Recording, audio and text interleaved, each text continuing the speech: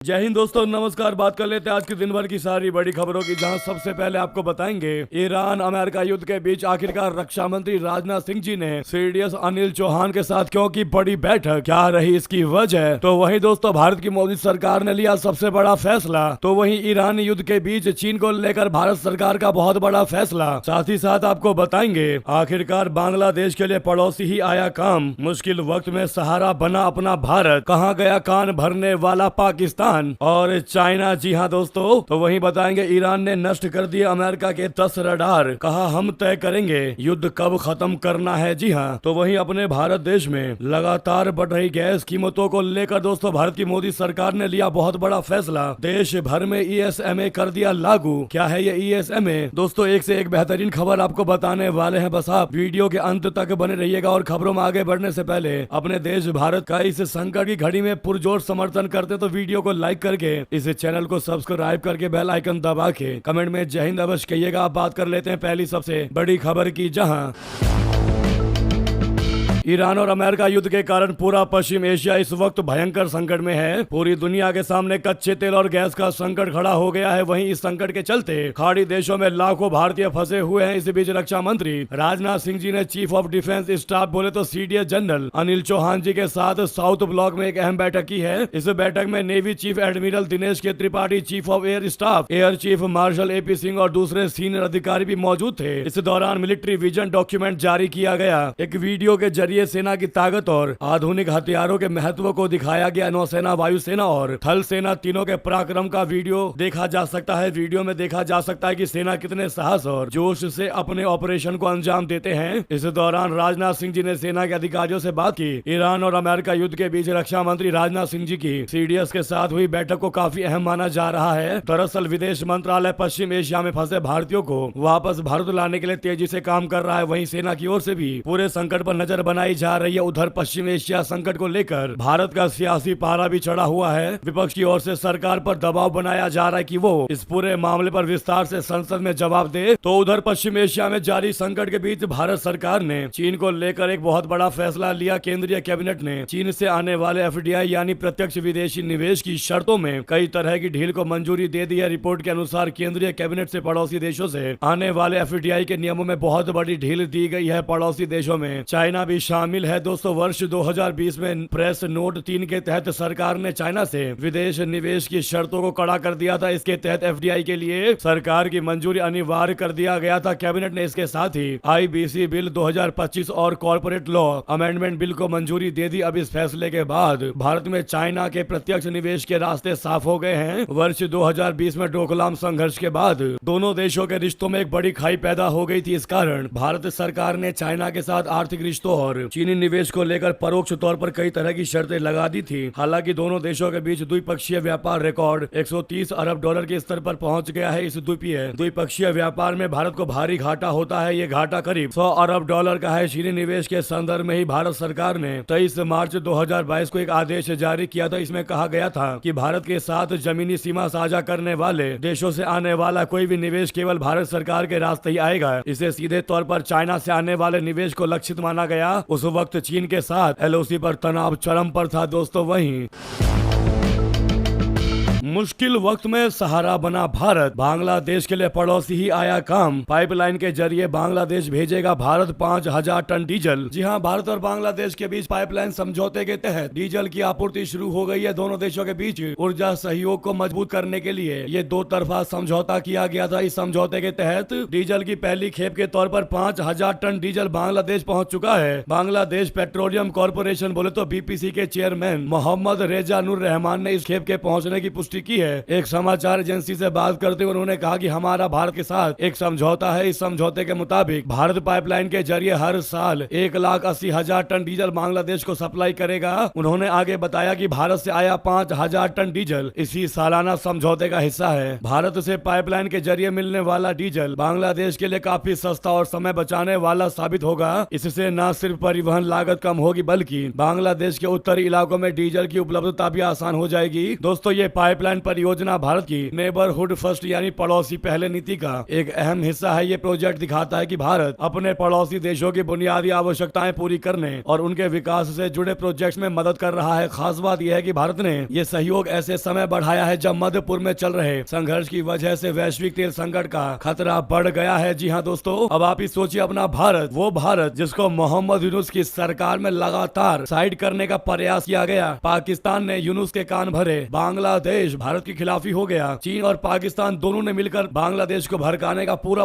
प्रयास किया। लेकिन आज संकट के समय में वही पड़ोसी भारत बांग्लादेश के काम आया। ना तो पाकिस्तान बांग्लादेश का हाल पूछने आया, ना ही चाइना। आज खुद पाकिस्तान भुखमरी के हालात से जूझ रहा है। वो क्या बांग्लादेश की हेल्प करेगा? उसके कर्म इतने खराब हैं कि उसकी विदेश नीति जीरो है, जीरो। और अपना भारत दोस्तों पड़ोसी होने के नाते उन देशों की भी मदद कर रहा है जो भारत से बैर रखने का प्रयास कर रहे हैं। और भारत की इस नीति के लिए आपकी क्या राय है दोस्तों? अवश्य कमेंट करके बताइएगा। अगर आप भी मानते हैं कि भारत वो देश जो दुश्मनों को भी अपने गुण से दोस्त बना दे, तो मेरा भारत महान कमेंट में अवश्य कहिएगा। तो वहीं आपको बता दे, पाकिस्तान में पीएम के खिलाफ उबाल, ट्रम्प की चापलूसी बनी गले की फांस, उठ गई मांग की शहबाज शरीफ देश से माफी मांगे। जी हां, अमेरिका और इजराइल के ईरान पर हमले और अली खामेनेई की मौत पर दुनिया के बड़े हिस्से खासतौर से मुस्लिम वर्ल्ड में गुस्सा देखा गया है। इससे उन मुस्लिम देशों की सरकारों के लिए असहज की स्थिति पैदा हो रही है जिनका अमेरिका से करीबी रिश्ता है। इसमें एक अहम नाम पाकिस्तान का भी है। पाकिस्तान में अमेरिका से करीबी रिश्ते और डोनाल्ड ट्रंप को शांति नोबेल के लिए नॉमिनेट करने के मुद्दे पर हंगामा बरपा है। पाकिस्तान के विपक्षी दल, सिविल सोसाइटी और धार्मिक संगठन लगातार इस मुद्दे पर मुखर हैं। दूसरी ओर सरकार बोलने से बचती दिखाई दे रही है। पाकिस्तान की शहबाज शरीफ के नेतृत्व वाली सरकार और आर्मी चीफ आसिम मुनीर ने बीते कुछ महीनों में लगातार अमेरिकी राष्ट्रपति डोनाल्ड ट्रंप की तारीफों के पुल बांधे हैं। बीते साल पाकिस्तान सरकार ने चापलूसी की हद पार करते हुए डोनाल्ड ट्रंप को नोबेल पीस प्राइज के लिए नामित किया। यही नॉमिनेशन अब शहबाज शरीफ के गले की फांस बन रहा है। पाकिस्तान में लगातार उनसे इस कदम के लिए माफी मांगने की डिमांड हो रही है। ईरान युद्ध के मुद्दे पर पाकिस्तान के विपक्षी दल लगातार बात कर रहे हैं, तो लोगों ने सड़कों पर उतरकर भी प्रदर्शन किए हैं। इसमें एक और अली खामेनेई की मौत और ईरान पर हमले के लिए अमेरिका के प्रति गुस्सा है, तो वहीं शहबाज शरीफ पर भी लोगों की भड़ास निकल रही है। लोग सवाल कर रहे हैं कि आखिर ट्रंप जैसे आदमी के लिए शांति के नोबेल की मांग कैसे की जा सकती है। पाकिस्तान में विपक्षी दलों ने शहबाज शरीफ से मांग की है कि उनको देश से माफी मांगनी चाहिए। विपक्षी दलों का तर्क है कि ट्रंप को शांति के नोबेल की मांग करना एक बहुत बड़ा गुनाह है, क्योंकि उन्होंने न सिर्फ ईरान में हमले किए हैं बल्कि स्कूलों और अस्पतालों को निशाना बनाया है। विपक्षी दलों का खास तौर से ईरान में स्कूलों पर हमले की बात कर रहे हैं, जिसमें 165 छोटी बच्चियों की दर्दनाक मौत हुई है।